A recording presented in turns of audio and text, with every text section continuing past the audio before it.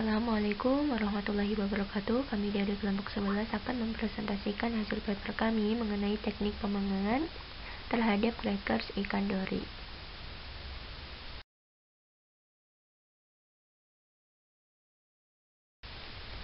Sebelumnya, perkenalkan, kami dari kelompok 11 ganjil yang beranggotakan Konal Atula Biba dengan NIM 120024, Beatrix Angelita Sukma Kemuning dengan NIM 120025, Esya Akila Afianti dengan NIM 130041, dan Sania Nili Aswin dengan NIM 130061.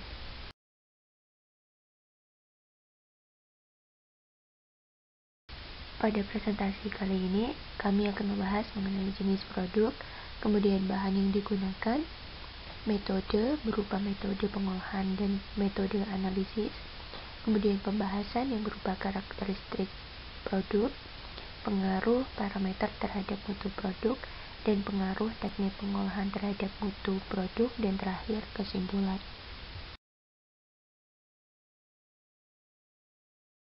Produk pangan kali ini yaitu berupa cracker ikan. Cracker ikan merupakan makanan ringan yang cukup populer di negara-negara Asia Tenggara seperti di Malaysia, Indonesia, Thailand, Vietnam, dan sebagainya. Pada dasarnya, cracker ikan ini dibuat dengan mencampur daging ikan dengan pati dan air. Adonan tersebut kemudian dibentuk menjadi bundar, silinder, atau bentuk-bentuk yang lainnya dan digelatinisasi dengan cara direbus. Lalu didinginkan, diiris, dan dikeringkan sampai kadar airnya mencapai kurang lebih 10%. Setelah mengering, produk ini kemudian dipanggang di dalam oven pada suhu tertentu.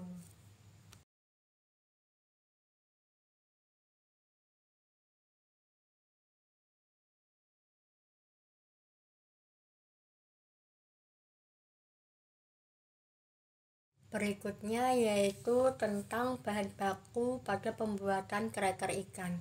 Pada pembuatan cracker ikan, umumnya bahan baku yang digunakan yaitu ikan laut, seperti ikan sarden, kakap, ikan bulu punggung, dan sebagainya. Kali ini, produk cracker ikan dibuat dari bahan baku filet ikan dori. Bahan baku lain yang diperlukan yaitu ada tepung pati. Pada pembuatan cracker kali ini digunakan tepung tapioka, karena tepung ini dikenal menghasilkan cracker ikan dengan sifat mengembang yang sangat baik.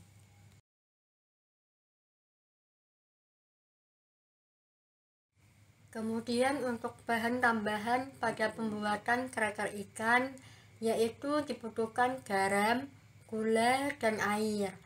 Dalam pembuatan cracker ikan dori ini diperlukan garam dengan konsentrasi 2%, gula dengan konsentrasi 1%, dan air dengan konsentrasi 20%.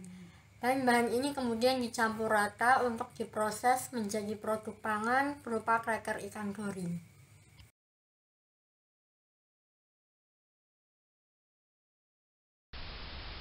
Selanjutnya mengenai metode pengolahan, di mana pertama yaitu dilakukan persiapan penghalusan ikan dori. Yang pertama yaitu dilakukan pembersihan bagian dalam ikan, yaitu dibuang isi perutnya dan kepalanya, lalu dimasukkan ke dalam mesin pemisah.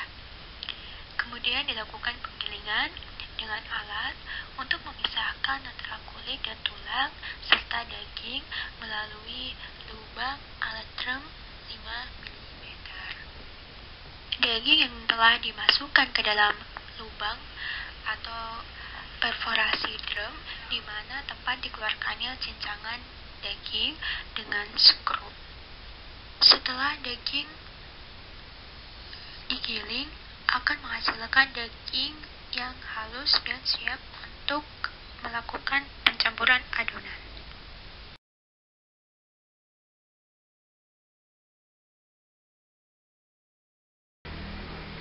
Metode pengolahan selanjutnya yaitu pencampuran adonan, di mana terjadi pencampuran antara tepung tapioka, gula sebesar 1%, garam 2%, dan air 20%, serta filet ikan dori yang kemudian dipanaskan, kemudian dibekukan dan dikeringkan semalaman pada oven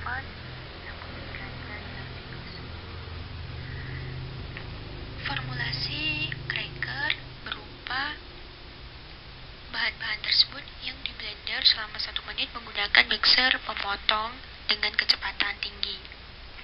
Tepung tapioka dan air garam yang tersisa ditambahkan ke dalam blender dan di-blender selama 4 menit. Campuran tersebut dimasukkan ke dalam casing dengan diameter 6 cm dan panjangnya 40 cm. Campuran tersebut dimasak pada suhu 90-95 derajat Celcius selama 30 menit, kemudian didinginkan pada penyimpanan beku pada suhu min 18 derajat Celcius. Kemudian juga di oven semalaman pada suhu 60 derajat Celcius.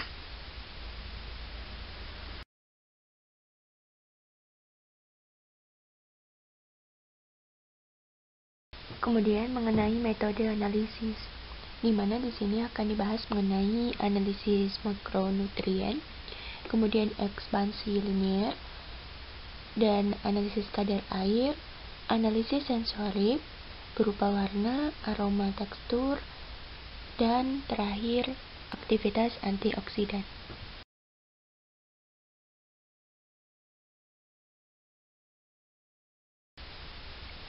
Nah, untuk komposisi makronutrien ini dilakukan penghitungan kandungan lemak kasar yang ditentukan dengan metode Soklat.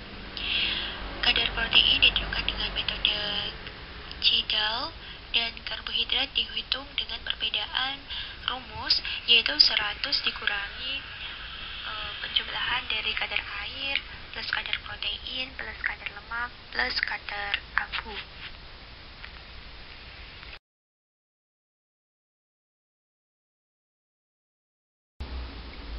Selanjutnya yaitu dilakukan penghitungan ekspansi linear. Presentasi ekspansi linear dihitung sesuai dengan metode yang digunakan oleh U1991 dengan rumus panjang setelah pengembangan dikurangi panjang sebelum pengembangan dibagi dengan panjang sebelum pengembangan dikalikan dengan 100. Kerupuk yang tidak mengembang atau cracker yang tidak mengembang biasanya diberi garis menggunakan dengan pulpen minyak. Ekspansi linear ini biasanya diperoleh pada saat cracker itu digoreng. Setelah dilakukan pengovenan pada minyak pada suhu 180 sampai 200 derajat Celcius.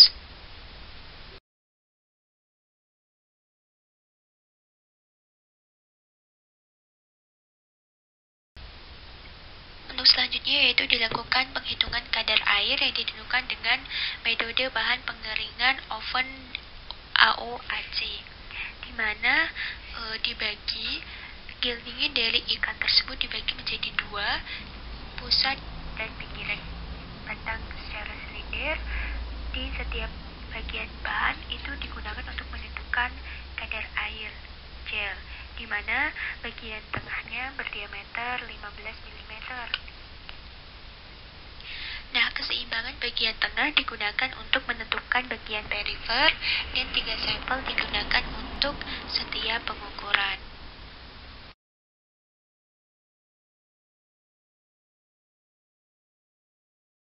Selanjutnya dilakukan pengukuran sifat sensorik. Sifat sensorik produk berupa warna, rasa, aroma, dan kerenyahan yang diukur dengan uji skala hedonik pada 40 panelis menggunakan skala hedonis 9 poin dari sangat tidak suka menjadi sangat suka, di mana sampel cracker ikan ini disajikan pada suatu ruangan. Analis menilai secara pribadi di bawah pencahayaan putih.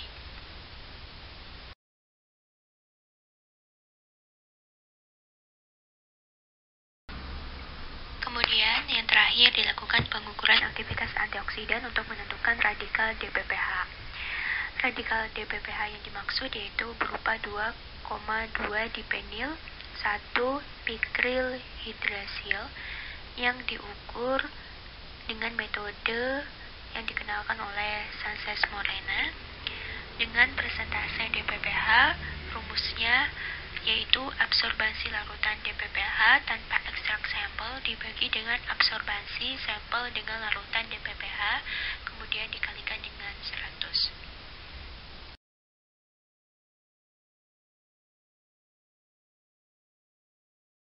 Selanjutnya adalah pembahasan tentang karakteristik crackers ikan dori.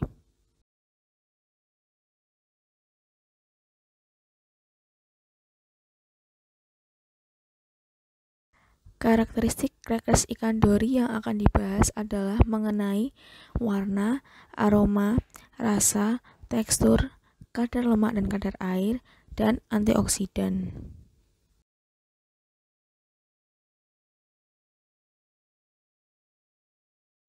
Warna merupakan karakteristik utama dari produk pangan karena warna dapat menjadi daya tarik makanan sehingga membuat konsumen ingin mengonsumsinya. Warna pada crackers ikan yang diolah dengan cara pemanggangan akan mengalami perubahan sebelum dan setelah dipanggang dalam oven. Perubahan warna pada crackers akibat proses pemanggangan disebut dengan browning atau pencoklatan. Pencoklatan adalah hasil reaksi kimia non-enzimatik yang menghasilkan senyawa berwarna selama proses pemanggangan yang disebut dengan reaksi Maillard dan karamelisasi. Reaksi Maillard terjadi ketika gula reduksi dan asam amino, protein, dan atau senyawa lain yang mengandung nitrogen dipanaskan bersama. Sedangkan karamelisasi adalah istilah untuk menggambarkan kelompok reaksi kompleks yang terjadi karena pemanasan langsung karbohidrat, khususnya sukrosa dan gula bereduksi.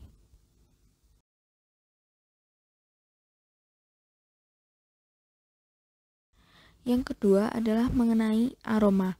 Aroma merupakan karakteristik utama yang dimiliki makanan karena dapat meningkatkan selera makan konsumen untuk mengonsumsi makanan tersebut. Aroma yang dihasilkan dari crackers ikan dori setelah pemanggangan adalah gurih dan sedikit aroma khas ikan secara umum. Aroma khas ikan dori tidak tercium secara spesifik karena aroma pada crackers ikan tidak bergantung pada jenis ikan. Pembentukan aroma juga dipengaruhi oleh reaksi Maillard karena aroma yang berbentuk bergantung pada jenis gula dan asam amino yang terlibat.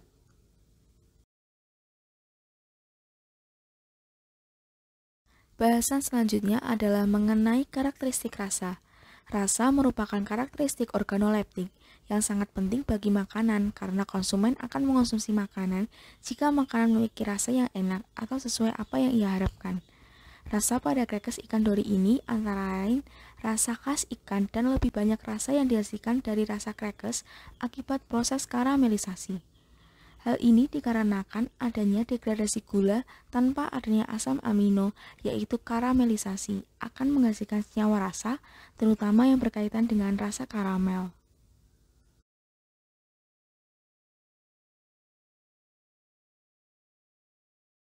Bahasan yang keempat adalah mengenai karakteristik tekstur.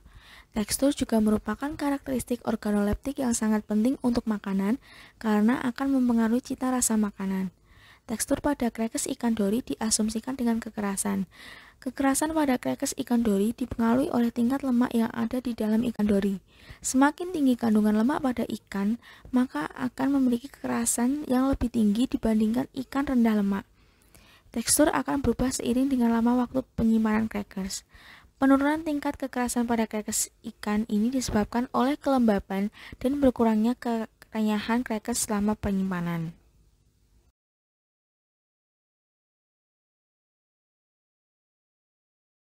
Bahasan yang kelima adalah mengenai kadar lemak. Kadar lemak pada crackers ikan dori sangat mempengaruhi tekstur atau kekerasan pada crackers. Kandungan lemak yang tinggi dapat menghambat adonan mengembang selama proses pemanggangan. Akibatnya, crackers akan memiliki tekstur yang sangat keras. Lama waktu penyimpanan crackers juga dipengaruhi oleh kadar lemak, yakni lemak akan terjadi peningkatan kristalinitas struktur lemak nantinya akan berpengaruh pada tekstur crackers.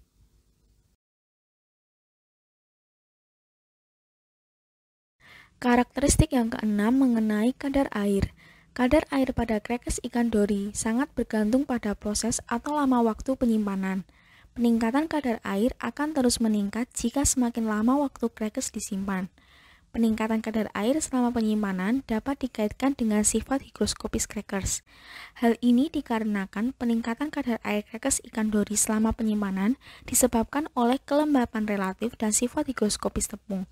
Akibat peningkatan kadar air, kekerasan crackers ikan dori juga akan menurun dengan bertambahnya waktu penyimpanan.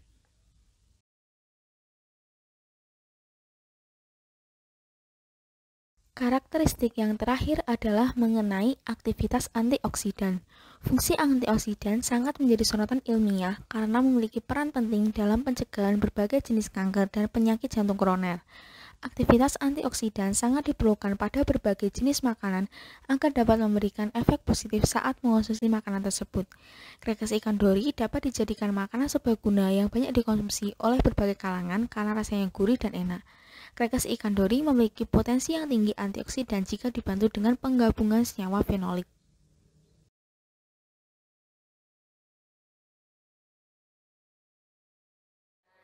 Selanjutnya adalah pengaruh teknik pemanggangan terhadap kualitas produk.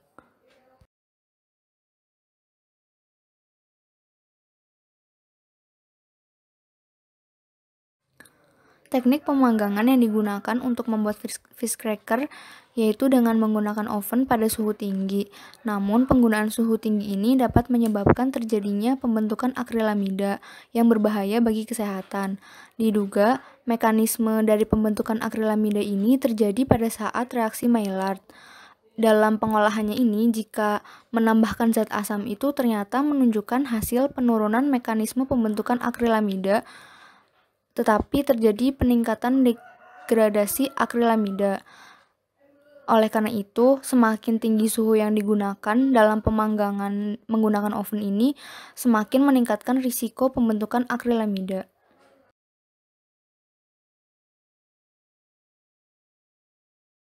Nah, jadi pengurangan pembentukan akrilamida itu dapat dilakukan dengan mengubah teknik pemanggangan. Teknik pemanggangan alternatif yang disarankan yaitu dapat menggunakan infrared radiation dan air jet impingement baking. Selain itu dapat juga dilakukan dengan menggunakan 3 sistem pemanggangan yaitu pemanggangan tradisional, pemanggangan dengan uap, dan pemanggangan dengan falling temperatur pada suhu 200 derajat Celcius, 230 derajat Celcius, dan 260 derajat Celcius. Sistem pemanggangan tersebut itu dapat menurunkan level akrilamida pada produk hasil pemanggangan.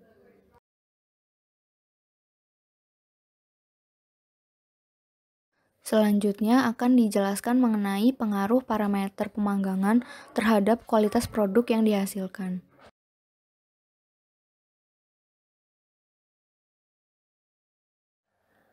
Yang pertama yaitu suhu pemanggangan. Penggunaan suhu yang tinggi akan meningkatkan gelatinisasi dari tepung. Hal ini terjadi karena granula pati gandum akan semakin membengkak seiring dengan peningkatan suhu. Pembengkakan granula pati menyebabkan terjadinya tekanan pada matriks protein dan menimbulkan penarikan kelembaban dari matriks protein di sekitarnya, sehingga menghasilkan matriks gel yang bersifat lebih kencang dan lebih kohesif. Kemudian, semakin tinggi suhu yang digunakan, semakin renyah produk yang dihasilkan. Hal ini berkaitan dengan ekspansi linier. Jadi, ekspansi linier ini mempengaruhi kerenyahan produk.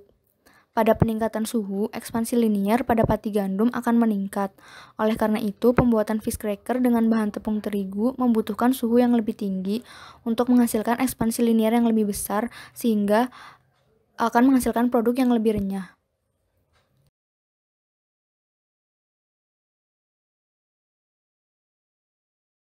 Yang kedua yaitu waktu pemanggangan. Waktu pemanggangan ini juga berhubungan dengan ekspansi linier. Penggunaan waktu yang tepat pada pengolahan fish cracker ini akan menyebabkan ekspansi linier yang lebih baik dan menghasilkan tekstur gel yang keras. Hal tersebut akan berpengaruh terhadap kualitas produk yaitu kerenyahan. Waktu pemanggangan yang lama akan menyebabkan peningkatan kandungan protein karena hilangnya zat padatan terlarut. Oleh karena itu, semakin lama waktu pemanggangan akan menghasilkan produk yang semakin keras.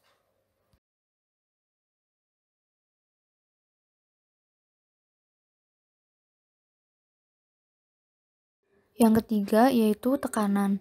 Pengolahan dengan tekanan tinggi akan berpengaruh terhadap ekspansi linier dan penerimaan produk secara keseluruhan. Pengolahan dengan menggunakan tekanan tinggi akan menyebabkan granula pati mengembang. Struktur ini akan memberikan kerenyahan pada produk fish cracker yang dihasilkan.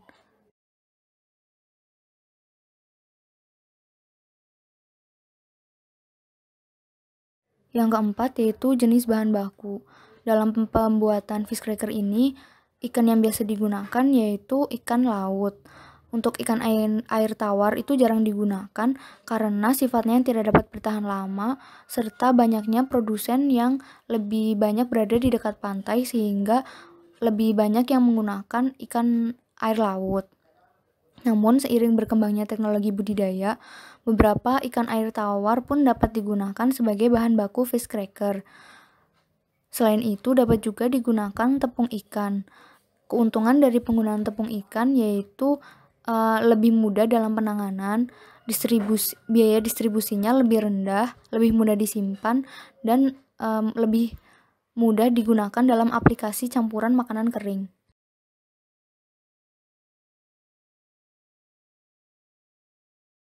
Yang kelima yaitu jenis tepung.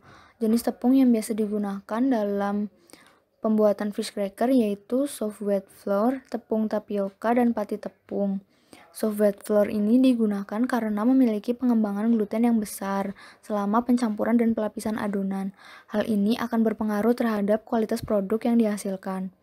Kemudian tepung tapioka. Tepung tapioka ini memiliki kandungan protein yang rendah sehingga cocok dengan ikan karena ikan ini memiliki kandungan protein yang tinggi. Oleh karena itu, kombinasi dari tepung tapioka dan ikan akan menghasilkan produk dengan kandungan protein yang cukup. Yang ketiga yaitu pati tepung. Pati tepung ini digunakan untuk mempertahankan kandungan karbohidrat. Selama pengolahan, peningkatan kandungan protein ini cenderung akan menurunkan kandungan karbohidrat. Nah, penggunaan pati tepung ini dapat mempertahankan kandungan karbohidrat sehingga produk yang dihasilkan akan memiliki kandungan gizi yang baik.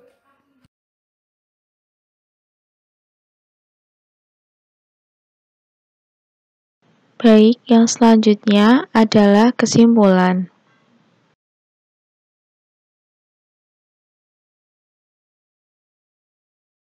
Kesimpulannya adalah, krekes ikan dori diproses dengan pemanggangan oven 60 derajat Celcius dan disarankan dengan infrared radiation, iGET impediment baking, atau 3 sistem pemanggangan.